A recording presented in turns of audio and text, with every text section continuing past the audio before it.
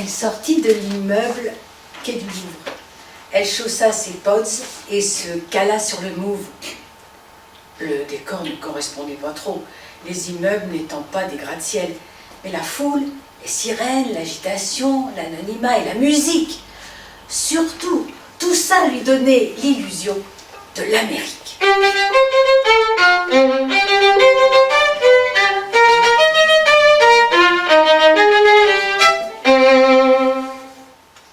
New York, Atlanta, Los Angeles, elle s'était promis d'y aller un jour, et pas seulement pour le tourisme, pas nécessairement pour le tourisme.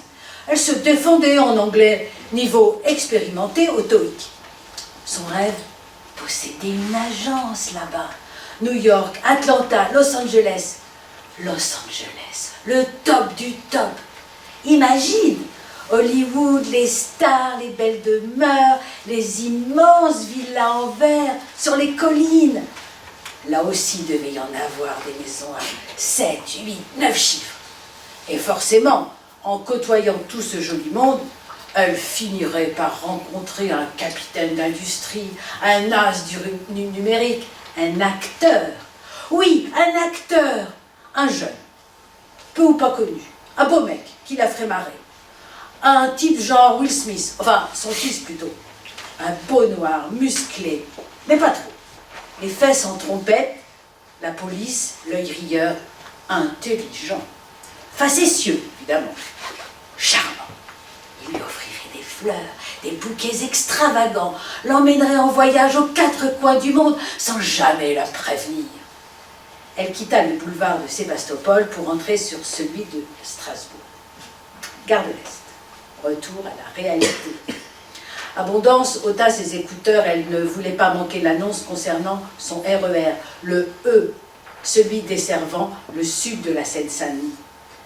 Les écrans indiquaient à l'heure sur son quai habituel. En attendant, elle se rendit au banc le plus proche, s'assit, coinça son baluchon entre ses jambes et sortit à nouveau son portable de son sac à main. Inutile d'appeler Mam, son téléphone serait soit éteint, soit déchargé, comme d'hab. Elle adressa un texto à sa sœur, Astou. Depuis son entrée au collège, comme elle effectuait le trajet seule, Abondance avait insisté auprès de Mam pour qu'elle ait un portable, un appareil bon marché, le premier prix des reconditionnés. Elle devait être joignable, même si elle traînait au bleuet leur immeuble. La réponse ne se fit pas attendre, à croire que sa sœurette guettait ce message scotché à son smartphone. J'ai prévenu, maman. Abondance esquissa un sourire attendri en voyant la faute d'orthographe. Elle imagina Hawa assise dans la cuisine, Mam penchée au-dessus d'elle, affairée à lui plaquer ses tresses sur le crâne. Il en faut de l'abnégation pour élever 3 filles, seule. Abondance n'avait qu'une hâte, à toucher son premier salaire et le déposer sur l'autel de Mam, afin d'alléger ses efforts et surtout de dissiper ses angoisses.